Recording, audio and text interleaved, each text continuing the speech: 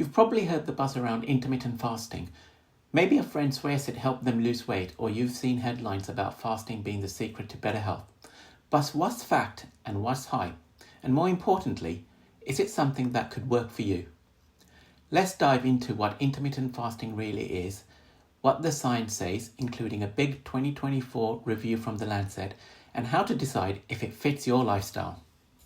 Unlike diets that tell you what to eat, intermittent fasting is all about when you eat.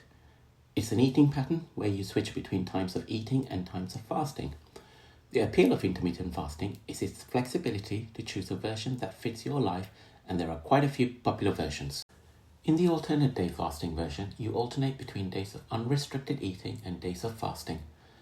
This itself has different versions, and a modified alternate day fasting schedule could look like 3 days of unrestricted eating, alternating between 4 days of fasting, with a caloric intake of 0 or no food, up to 600 calories with a small quantity of food, which is about 40% of your total energy intake for an average adult.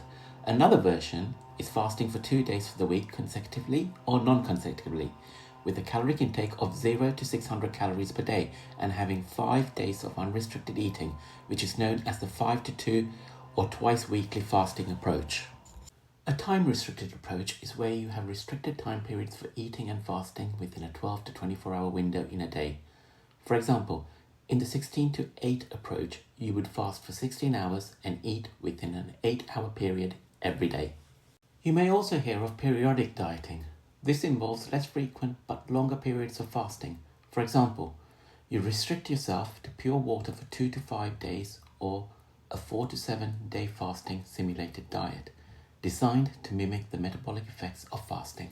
Advocates mention potential benefits to include weight management, where it may reduce calorie intake and improve fat loss while maintaining muscle,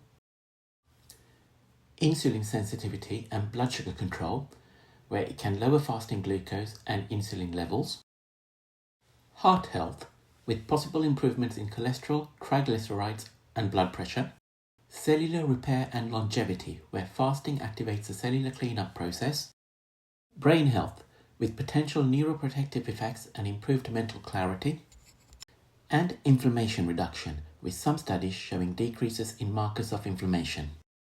So what does the research say? Here's where it gets interesting. In 2024, researchers pulled together results from 23 high-quality studies, that's a lot of data, and published their findings in The Lancet.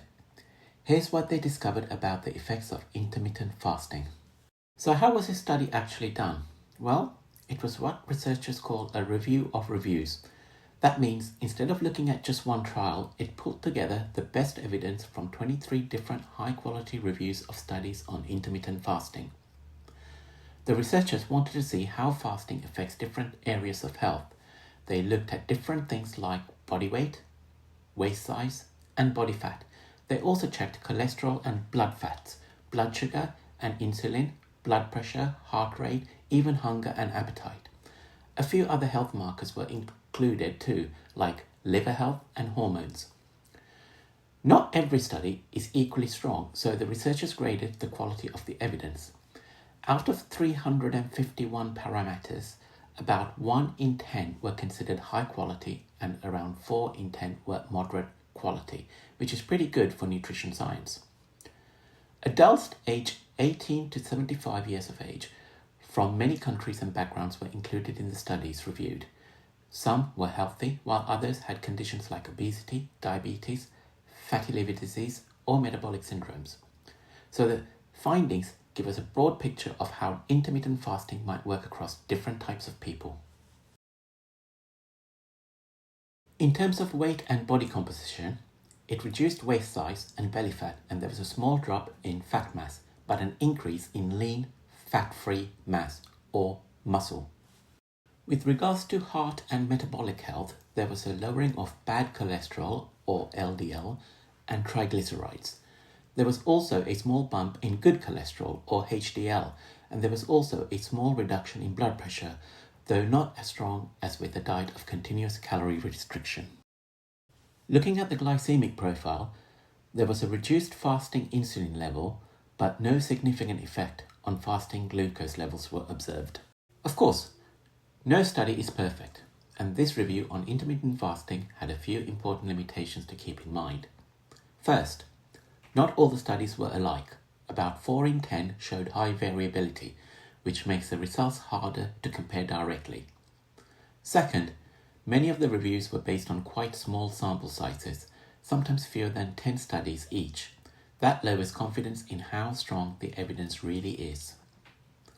Third, the review depended only on other meta-analyses, which means some individual studies might have been missed. It also excluded studies that didn't provide full data, so some useful information may have been left out. Another gap was side effects. Things like dizziness, nausea, or headaches were reported in some trials, but the review didn't fully analyze these. And finally, the study only included randomized controlled trials and didn't break down which type of intermittent fasting, for example, the 16-8 or the 5-2 versions, might work best. So, overall, while the evidence looks promising, more research with bigger groups, longer studies, and a wider scope is definitely needed. Now let's bring it all together, because intermittent fasting isn't a magic bullet. It doesn't mean you can eat anything and everything in your eating window and still expect results. Food quality matters a lot. Choosing whole foods, lean proteins, healthy fats, and plenty of fruits and vegetables will help you feel full, energized, and actually see benefits. And yes, there can be challenges. At first, you might feel hungrier than usual and some irritability, low energy, headaches, or difficulty concentrating.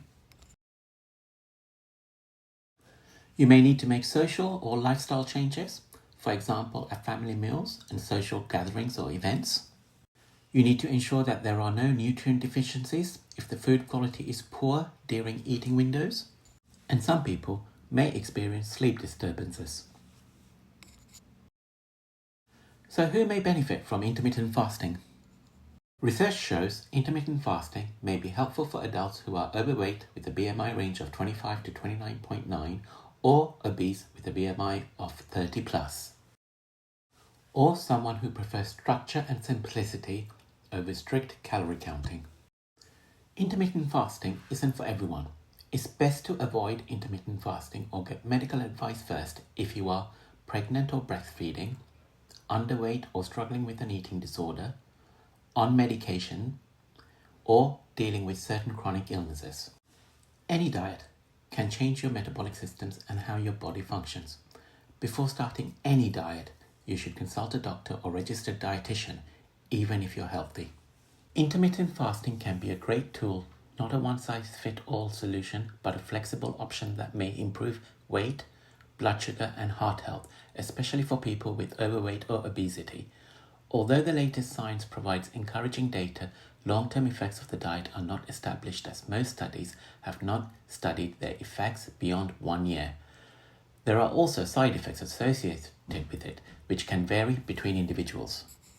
When selecting a diet as a part of a healthy lifestyle or to improve health, it is important to see if it's achievable and if you are able to maintain it in the long term. Many people on fad diets have reported that they are not sustainable, and coming off them, they put weight back on. So the best diet plan is one that you can enjoy and sustain. The government and the NHS provide healthy eating guidelines that also help manage health risks and control your weight. These guidelines are described in the Eat Well guidelines and readily available on the NHS website.